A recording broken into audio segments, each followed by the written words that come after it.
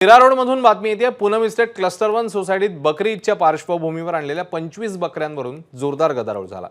Society परिसरात तात्पुरती shade उभारण्यास मुस्लिम पदाधिकाऱ्यांनी अधिकृत बैठक न घेता परवानगी दिली असा आरोप हिंदू रहिवाशांनी केला।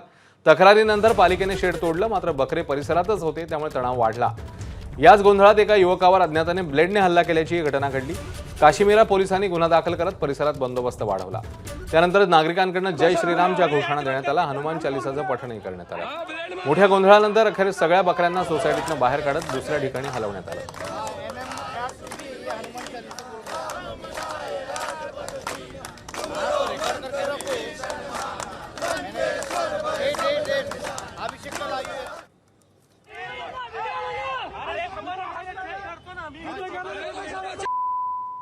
आमची प्रशासनाची एक मीटिंग झाली आणि मीटिंग झाल्यानंतर महानगरपालिकेने एक पर्यायी व्यवस्था जे बकरे आहेत त्यांना ठेवण्यासाठी केलेलं आहे आणि सोसायटीचे जे दोन्ही ग्रुप आहेत त्यांनी सहमतीने ठरवलं की इथले जे सोसायटीमधले जे बकरे आहेत ते काढून जे महानगरपालिकेने जे व्यवस्था केलेलं ठिकाण आहे ते ठेवायची।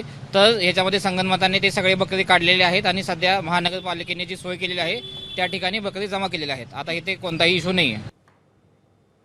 तर कुर्बानीवरून सुरू झालेल्या वादावर सपा नेते अबू आझमी आणि मंत्री प्रताप सरनाईक काय म्हणतात पाहूया। सोसाइटीज के अंदर एक तरफ कोने में पर्दा लगा के हमेशा जहाँ कुर्बानी होती आई है, लेकिन आजकल जो है ना माहौल खराब करके ये लोग जो है इस तरह की स्टेटमेंट देते हैं। मैं समझता हूँ ये बिल्कुल गलत चीज़ है।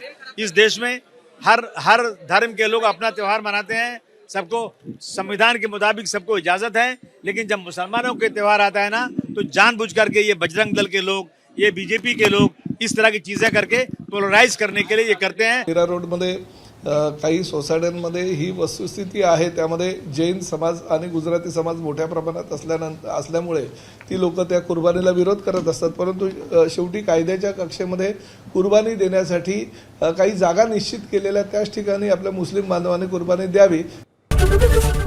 एबीपी माझा, उघडा डोळे बघा नीट।